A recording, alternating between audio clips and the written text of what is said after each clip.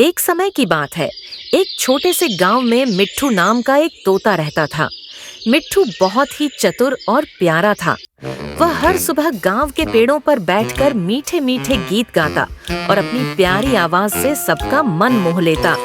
गांव के लोग मिट्ठू से बहुत प्यार करते थे, खासकर बच्चे। बच्चे रोज उसके पास आते और उससे बातें करते।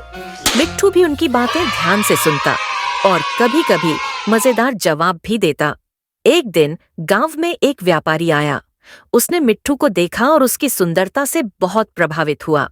उसने सोचा कि अगर वह मिट्ठू को शहर ले जाकर बेचे तो उसे बहुत सारे पैसे मिलेंगे। व्यापारी ने मिट्ठू को पकड़ने का फैसला किया।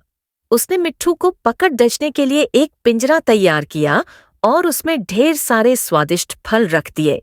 मिट्ठू फलों की खुशबू से आकर्षित होकर पिंजरे के पास गया। जैसे ही वह पिंजरे के अंदर गया, व्यापारी ने दरवाजा बंद कर दिया और मिट्ठू को कैद कर लिया। मिट्ठू अब पिंजरे में बंद था। वह बहुत उदास हो गया क्योंकि उसे अपने पेड़, गांव और बच्चों की याद आ रही थी। लेकिन मिट्ठू हार मानने वाला नहीं था।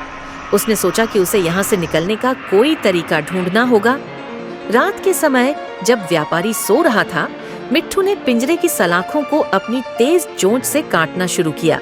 धीरे धीरे उसने एक सलाख को काट दिया और एक छोटी सी जगह बना ली। मिट्ठू ने अपनी सारी ताकत लगाई और पिंजरे से बाहर निकल आया। मिट्ठू तुरंत उड़कर अपने गांव वापस आ गया। जब सुबह हुई तो गांव के लोग और बच्चे बहुत खुश हुए। उन्होंने देखा कि उनका प्यारा मिट्ठू वापस आ गया है। सभी ने उसका स्वागत किया और उसे प्यार से गले लगाया।